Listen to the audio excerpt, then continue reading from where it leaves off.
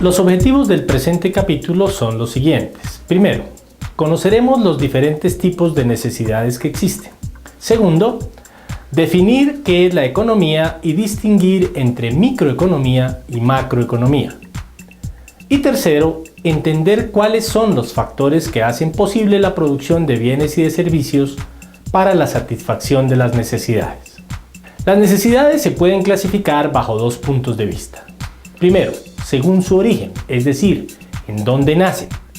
Tenemos que hay necesidades del individuo que son naturales, como la comida, el vestido, la habitación, etc. O sociales, de relación con otros individuos, como el casamiento, la recreación, los funerales, etc. Segundo, tenemos necesidades de la comunidad, es decir, de la sociedad. Dentro de esta encontramos las necesidades públicas, como son la defensa nacional, la policía, la justicia, etc.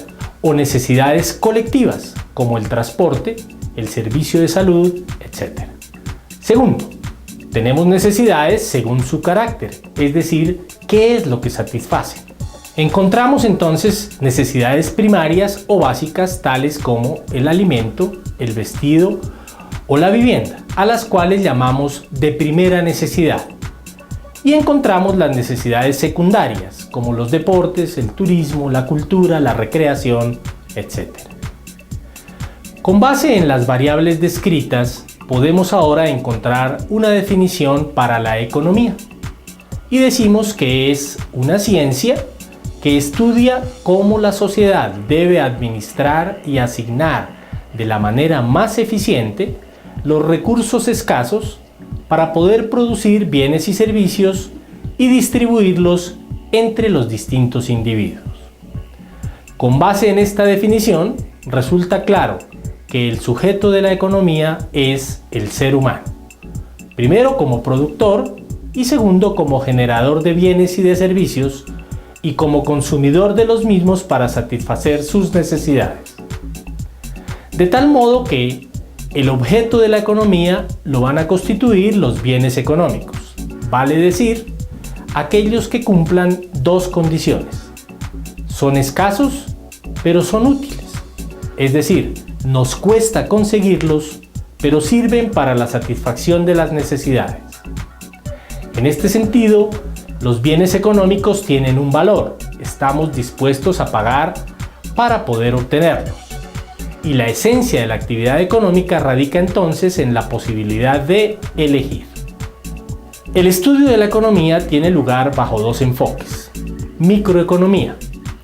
Estudia el comportamiento básico de los agentes económicos como individuos o como empresas individuales y los mecanismos mediante los cuales se le da valor o precio a los bienes. Y macroeconomía. Estudia el comportamiento de los grandes agregados económicos resultantes de la sumatoria de las actividades individuales para poder determinar la producción, el empleo, el consumo, el ahorro, el comercio exterior a nivel de países o de regiones. En economía, como en el resto de las actividades de la vida, existen dos tipos de afirmaciones. Afirmaciones positivas, que son las que se refieren a hechos concretos y observables. No requieren mayor grado de explicación. Es la realidad tal como es. Hablamos entonces de economía positiva. Ejemplo, un incremento del salario genera un incremento del consumo. Afirmaciones normativas son las que conllevan juicios de valor. Me parece, yo opino que, etc.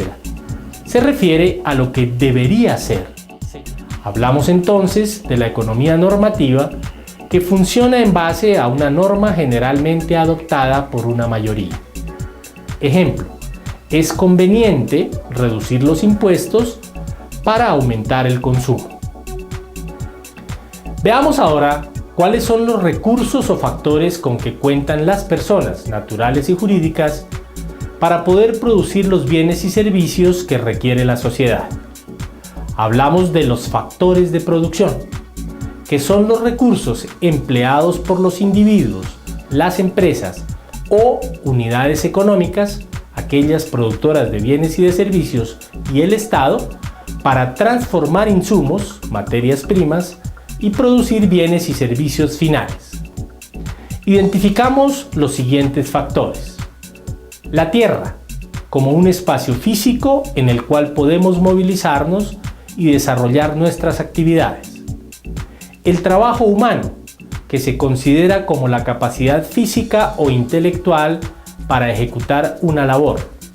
Y el capital, entendiéndose como tal al conjunto de bienes duraderos no dedicados al consumo, sino a producir otros bienes, como los edificios, las máquinas, las herramientas, las materias primas, etc. El dinero, que generalmente lo consideramos como capital, solamente lo podríamos considerar así en la medida en que se transforme en otros bienes productivos. Reforcemos los conceptos. Capital humano son los conocimientos y cualificaciones adquiridos por los individuos por medio de la educación y la experiencia. Incluye la capacidad física y el know-how. Capital físico hace referencia a la cantidad, stock, de bienes, insumos, equipos y bienes inmuebles que se emplean para producir otros bienes y servicios. Capital financiero son los recursos monetarios que permiten financiar la adquisición de todo lo necesario para desarrollar una actividad. Capital humano, capital físico. Debe considerarse como factor de producción solo cuando se convierte en capital físico o en capital humano. Veamos ahora cuáles son los sectores de la producción que se pueden identificar en la economía de un país. Primero, sector primario. Incluye las unidades económicas que generan bienes provenientes de actividades extractivas, agrícolas y forestales. Segundo, sector secundario. Identifica a las unidades económicas que realizan actividades transformadoras de bienes y servicios. Agregan valor a las materias primas utilizadas. Tercero, sector terciario.